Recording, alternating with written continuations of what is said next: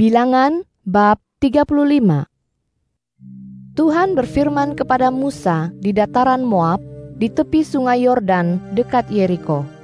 Perintahkanlah kepada orang Israel, supaya mereka memberikan kepada Bani Lewi kota-kota daripada harta pusaka mereka untuk didiami. Berikanlah juga kepada Bani Lewi tanah ternakan di sekeliling kota-kota raya itu.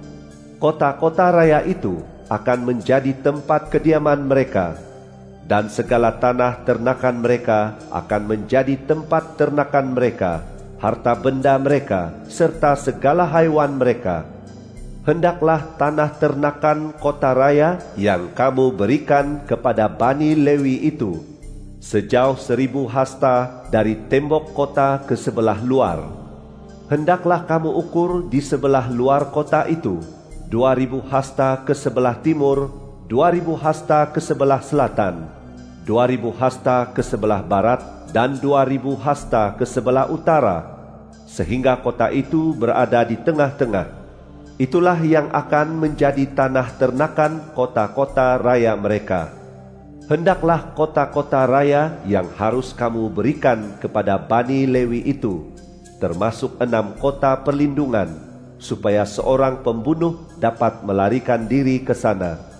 Selain itu, berikanlah pula 42 buah kota raya lainnya, sehingga seluruh kota yang harus kamu berikan kepada orang Lewi berjumlah 48 kota kesemuanya dan tanah ternakannya.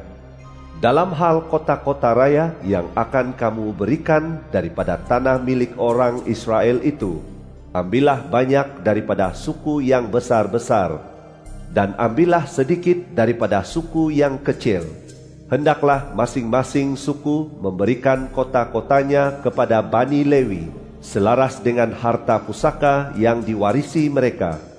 Tuhan berfirman kepada Musa, Berbicaralah kepada orang Israel, dan katakan kepada mereka, sesudah kamu menyeberangi sungai Yordan dan masuk ke tanah Kanaan, pilihlah beberapa kota untuk menjadi kota-kota perlindungan bagimu, supaya orang yang tanpa sengaja telah membunuh orang lain dapat lari ke sana. Kota-kota itu akan menjadi tempat perlindungan bagimu daripada orang yang hendak menuntut balas, supaya jangan seseorang pembunuh mati sebelum dia menghadap majelis umat untuk diadili. Daripada kota-kota raya yang kamu tentukan itu, 6 buah kota raya akan menjadi kota perlindungan bagimu.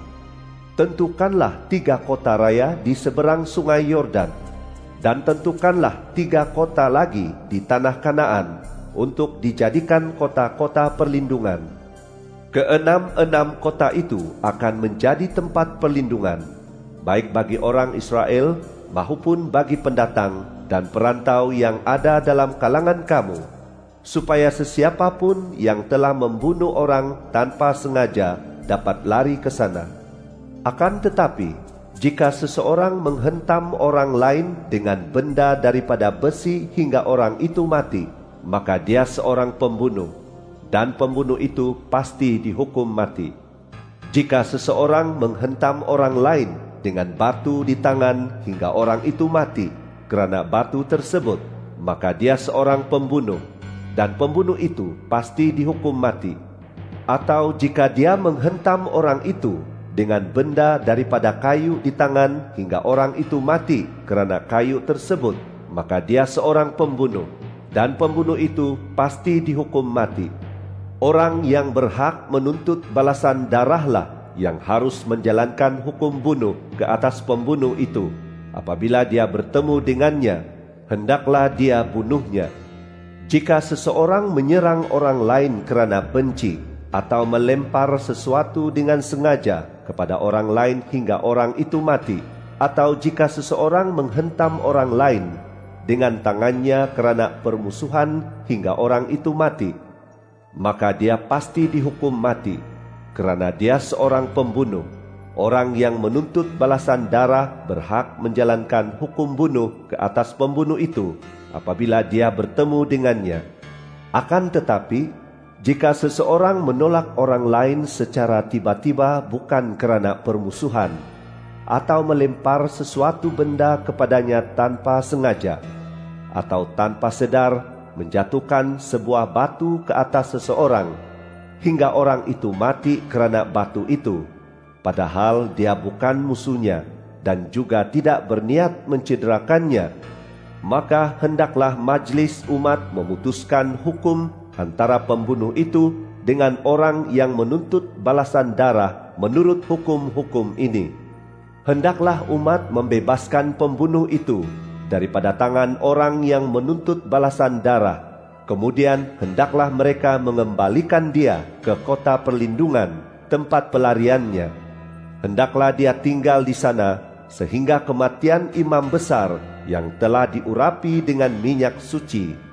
Tetapi jika pembunuh itu keluar daripada batasan kota perlindungan tempat pelariannya, lalu di luar sempadan kota perlindungannya itu, dia didapati oleh orang yang menuntut balasan darah dan dibunuh, maka orang ini tidak berhutang darah kepadanya, kerana memang pembunuh itu wajib tinggal di kota perlindungannya sampai orang yang menjadi imam besar meninggal.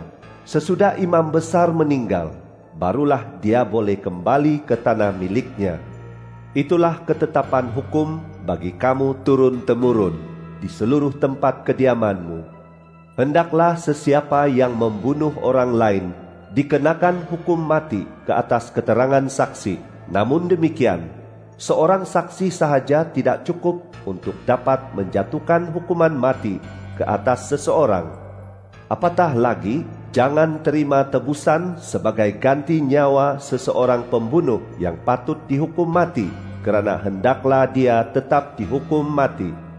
Jangan pula terima tebusan daripada seorang yang melarikan diri ke kota perlindungan, jika maksudnya supaya dia dapat kembali tinggal di negeri itu sebelum imam besar meninggal. Jangan najiskan negeri tempat kediamanmu, kerana darah yang tertumpah menajiskan negeri itu.